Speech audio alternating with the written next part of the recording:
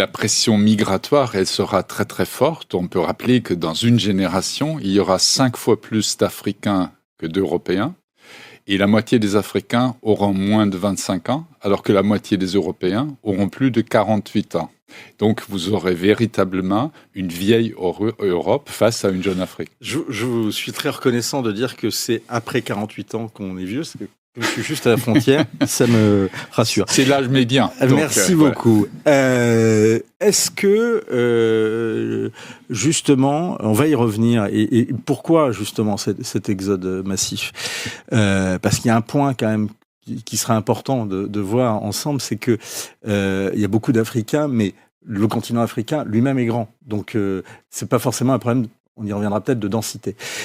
Est-ce que, pour autant, les débats actuels en France, et en particulier les débats sur cette loi immigration, et c'est les derniers moments de crise, cette dernière séquence que l'on vient de vivre, ont un écho en Afrique?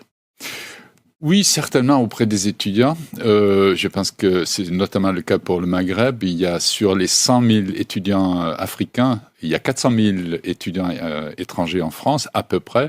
Un quart sont des Africains, mais la plupart d'entre eux, parmi les Africains, sont des Maghrébins, notamment des Marocains, 40 à 50 000, donc c'est une grande proportion. Les Algériens, je pense après, c'est le Sénégal et la Côte d'Ivoire. Certainement, ils se posent la question, cette caution dont on ne sait absolument pas à quoi elle va ressembler. Pour l'instant, on ne connaît pas le montant. On ne connaît pas. J'ai entendu Madame la Première ministre dire que ça pouvait être 10 à 20 euros. On se demande pourquoi on adopte une loi si c'est ça. Donc, pour l'instant, c'est le flou total. Et bien sûr que ça préoccupe les étudiants. Je pense que dans l'ensemble, le débat a certainement moins porté en Afrique, puisqu'on se pose la question comment arriver en Europe et pas forcément quelles sont les dispositions pour acquérir la nationalité française, comment infléchir le droit du sol, par exemple. D'accord, mais deux questions par rapport à ce que vous dites.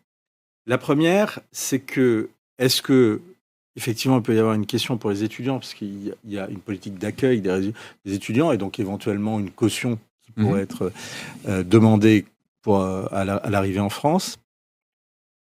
Mais est-ce que finalement le problème n'est pas à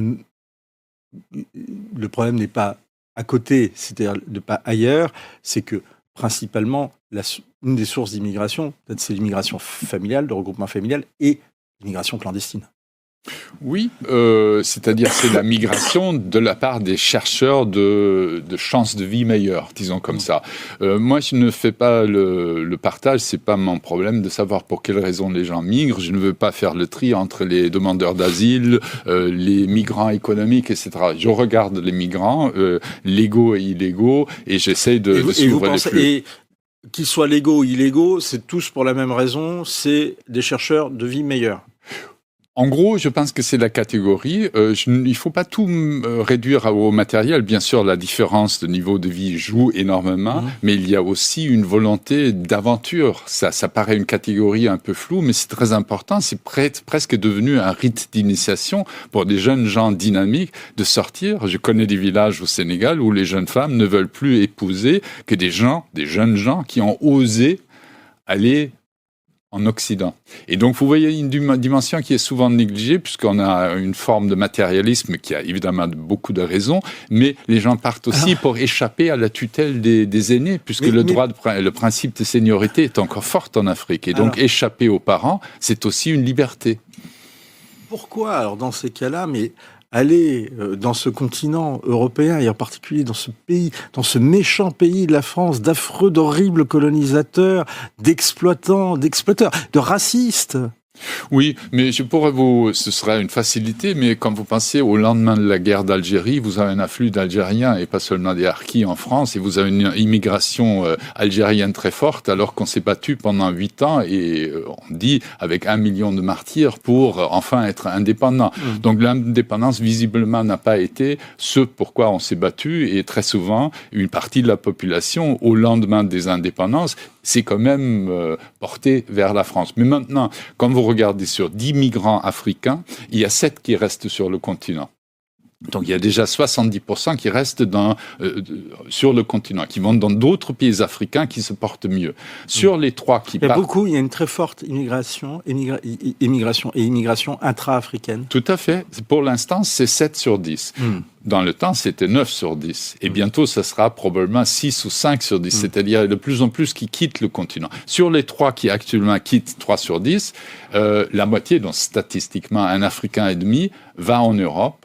Et une bonne proportion, 20% vont aux États-Unis. Il y a de plus en plus aussi une migration vers les États-Unis. Sur l'Europe, votre chiffre, c'est... La moitié de ceux qui quittent le continent vont en Europe. Et pas tous en France. Il y a des gens qui, à dessein, ne vont pas en France parce qu'ils ont une aigreur postcoloniale. Ils vont ailleurs. Ou peut-être ils trouvent que l'offre est meilleure en Allemagne, en Grande-Bretagne ou ailleurs. Ça existe. Ouais. Et sur les 50% qui vont en Europe, enfin, dans la proportion de ceux qui vont en Europe, la France est l'une des premières ou l'une des dernières destinations? Ça dépend beaucoup si vous êtes originaire d'une ancienne colonie française, si vous êtes de la Côte d'Ivoire ou peut-être de la bande sahélienne. Il y a beaucoup de différences. Au départ, souvenez-vous, dans les années 60, 80% des Africains sur le sol français, à l'époque, au début des années 60, c'est à peu près 150 000. 23 000 à l'époque dans les années 60, dans les années 80, 150 000.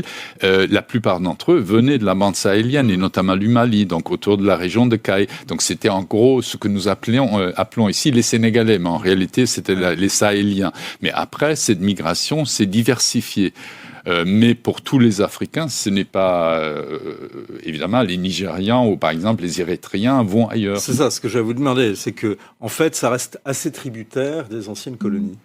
Il y a un tropisme colonial, mais il s'aménuise et on choisit, par exemple, les pays nordiques, on essaie d'avoir un avantage comparatif ou d'aller, par exemple, au Canada ou aller aux États-Unis. Aux États-Unis, dans la première décennie de ce siècle, il y a eu plus de 400 000 Africains qui sont arrivés subsahariens aux États-Unis. C'est plus que pendant les 3 siècles de la traite négrière. Donc c'est important aussi la pression ailleurs. Il y a même des personnes, des Africains, qui vont émigrer en Chine ou ailleurs pour avoir un avantage comparatif, c'est-à-dire aller quelque part où il n'y a pas encore beaucoup d'autres subsahariens qui, en gros, font un effet de masse où vous vous perdez. Donc on cherche aussi l'originalité. Mais les grands flux vont quand même vers l'Europe et c'est vrai que la France reste une destination prisée par les originaires de ces anciennes colonies. Charles nous dit il n'est pas question de légaux ou d'illégaux, mais de pays venant de ceux venant de pays où il n'est pas question de donner l'asile. La question d'avoir l'asile en France est quelque chose qui attire les Africains. Bien sûr, vous essayez de savoir quelle est votre chance d'obtenir l'asile, mais d'une certaine façon, c'est théorique. Soit vous êtes clandestin, et de toute façon, la question ne se pose pas, ou vous êtes débouté de l'asile et vous avez à peu près une grande chance de rester quand même sur le territoire puisque les expulsions ne se font pas ou se font dans une proportion très faible. Donc finalement, on n'est pas dans une question qui affecte le réel tant que ça. Je pense que si vous êtes originaire de la Côte d'Ivoire ou du Sénégal, de toute façon, l'asile n'est pas ce que vous allez avoir en tête. Si vous venez de l'Érythrée et vous allez en Europe, vous avez une vraie chance puisque vous venez d'un pays vraiment dictatorial où après vous avez, que ce soit des abus ou la réalité, des personnes, je connais beaucoup de Somaliens par exemple, qui arrivent en disant je suis homosexuel, je ne peux pas retourner dans mes pays parce que je suis vraiment exposé à un risque. Est-ce que c'est vrai ou faux? Est-ce que c'est une stratégie? Mais ils ont plus de chances d'obtenir l'asile avec cette raison que d'autres. Est-ce que, on va se parler franchement, Stéphane Suisse. C'est entendu. Est-ce que vous pouvez me dire que le modèle social français n'attire pas les Africains? Si, il attire, et c'est tout à fait normal, puisque quand vous regardez... Aujourd'hui, l'Union européenne, c'est moins de 6% de la population mondiale. La moitié des dépenses sociales sont concentrées sur ces 6%. C'est-à-dire, la moitié des sommes qui sont allouées à la sécurité sociale dans le monde sont allouées par les Européens. L'Europe est une forteresse de la sécurité sociale. Quand vous cherchez un bon système de santé... C'est une réponse au pape quand il dit que l'Europe n'accueille pas les gens où n'a pas de modèle social. Mais on n'a pas créé le modèle social, l'État-providence pour les étrangers. Non, c'est vrai. Ouais, d'accord. C'est vrai. Mais enfin, en tous les cas, il attire. C'est le continent européen est le seul continent, à ma connaissance, au monde où des étrangers peuvent profiter de l'État-providence. Et où l'État-providence est important. Je vous donne 2 chiffres. Dans les pays européens qui ont une sécurité sociale forte, 20% du PNB sont consacrés, plus de 20% à la sécurité sociale. Aux États-Unis, c'est 4,8%.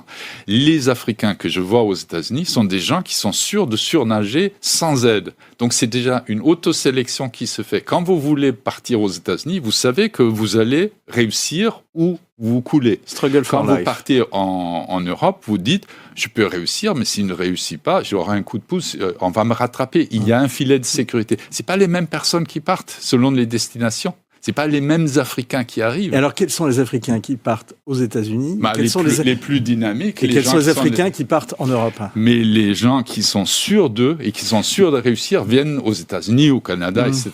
Ceux qui sont moins sûrs, qui ont peut-être aussi un problème dans leur famille, etc., ils sont plus en sécurité. On ferait comme eux. Donc, vous choisissez en fonction de votre situation de vie. Je vous pose cette question-là parce que c'est un peu contre-intuitif ce que vous dites. C'est que tous ceux qui partent sont a priori pas des assistés puisqu'il y a une forme d'audace à partir, ne serait-ce que pour conquérir le cœur de la bien-aimée. Il y a peut-être un aspect qu'on a négligé, c'est les communautés qui existent déjà sur le sol. C'est-à-dire, si vous avez un guichet d'accueil, vous avez des personnes de votre région, la diaspora, et ça, comme un guichet d'accueil, et en plus, vous pouvez vivre comme au pays, au sein de ces diasporas mal intégrées, tout en gagnant votre vie à la française. Donc, vous êtes doublement, ou en tout cas, vous avez l'impression d'être doublement gagnant. Et c'est là où l'intégration se fait très, très, très difficilement.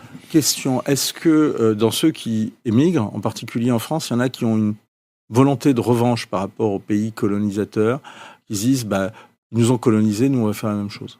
Vous entendez ça de temps à autre. Ah oui. Ils sont venus chez nous, maintenant on vient chez eux et ils ne nous ont rien demandé, on ne leur demande rien.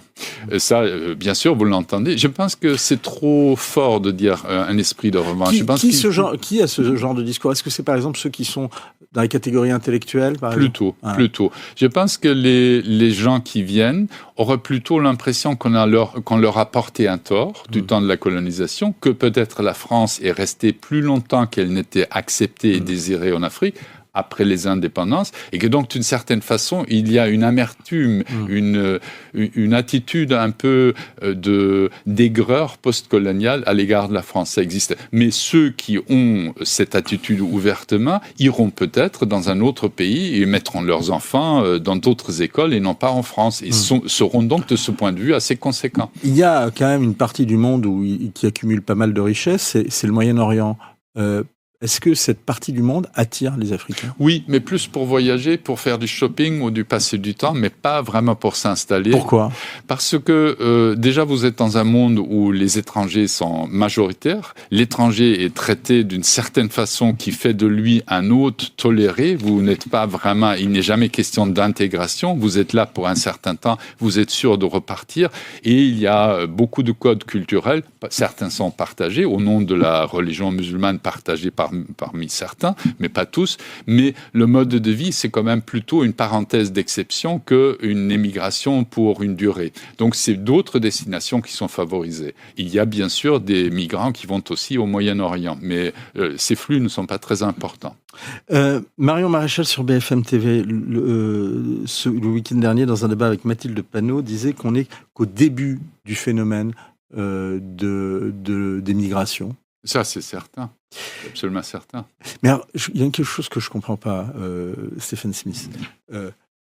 Avec quand même, encore une fois, ce n'est pas un problème de densité, même si le nombre de la population africaine croît. Ce n'est pas un problème de ressources naturelles. Encore une fois, notamment la RDC, mais également il y a du pétrole, alors même s'il y a moins de richesse, etc. Vous ne vivez pas de la richesse potentielle, vous vivez de la richesse réelle. Et donc le différentiel entre l'Afrique et le reste du monde est très fort. C'est une première condition. Mais il faut d'abord sortir d'une économie de subsistance pour pouvoir envisager de voyager. Dans les années 70, vous ne sortez pas de votre maison ou paillote dans un village et vous vous dites « je pourrais émigrer à Londres ». Ça ne se passe pas comme ça. Vous avez besoin d'un pécule de départ qui est très important, qui peut être de 3 000 €. C'est à peu près 2 fois le PNB par tête d'habitant. Ce serait comme si vous vouliez vous installer aux États-Unis. Il faut avoir un peu d'argent pour... C'est 90 000 € l'équivalent. Donc, c'est pas les plus pauvres qui émigrent. Non. Pas du tout. Et... C'est la classe moyenne émergente qui migre. Mais pourquoi cette classe moyenne ne tente pas l'aventure en Afrique, qui est quand même... Enfin, il y a quand même un certain nombre de pays qui sont des pays de cocagne. Non, vraiment pas. Et pourquoi? Les pays, parce que vous n'êtes absolument pas... Si je vous dis, par exemple, que le PNB par tête d'habitant en Afrique subsaharienne est de 1500 euros. En France, c'est 40 000 euros. Donc, vous voyez la différence. La question, c'est pourquoi, justement...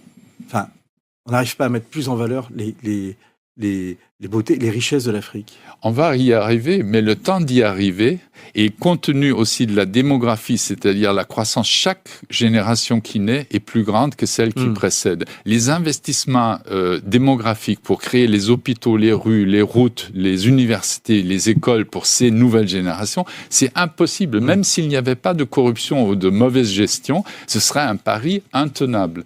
Et donc, personne n'y réussit. Et l'Europe, quand elle était dans la transition démographique, a aussi migré. 60 millions d'Européens sont partis au tournant entre le 19e et le 20e siècle, et 42 millions aux États-Unis. Ils sont partis aussi de pays qui pouvaient se développer, mais il n'y avait pas assez d'emplois à bonne rémunération disponible pour cette population active qui grandissait une fois que la transition démographique avait commencé. Et l'Afrique est exactement à ce seuil-là. La pression migratoire va augmenter parce que l'Afrique se développe. C'est un peu, il faut se mettre dans la tête que dans un premier temps, s'enrichir, avoir de meilleures conditions, ça pousse. Il pourra avoir un retour en Afrique tout à fait, sera développé. Tout à fait. Comme pour le Mexique, qui ne migre plus aux États-Unis depuis 2010. Maintenant, les Mexicains sont suffisamment riches chez eux, peut-être pas aussi riches que les Américains, mais vous faites un arbitrage. Pour ne plus migrer. Je ne vais plus vivre chez les étrangers, alors que je peux à peu près convenablement gagner ma vie chez moi. Mais pour l'instant, on n'observe pas un retour de Mexicains. Si, on a observé, ça varie un peu, mais dans la décennie 2010 à 2020, il y a plus de Mexicains qui sont retournés que ceux qui sont arrivés aux États-Unis. Mais pour l'Afrique arrive à cela, vous allez vers la fin de ce siècle. Donc, on n'y est pas du tout. Oui, donc horizon encore 50 ans. Merci beaucoup, Stephen Smith, pour vos réponses. Toujours aussi franches, toujours intéressantes, toujours passionnantes. Et donc, on recommande votre dernier livre, La ruée vers l'Europe. On recommande tous vos livres, d'ailleurs. Et c'est chez Grasset. Puis comme ça, vous pourrez voir l'évolution de Stephen Smith. Très intéressant aussi. Bon, merci beaucoup, Stephen Smith.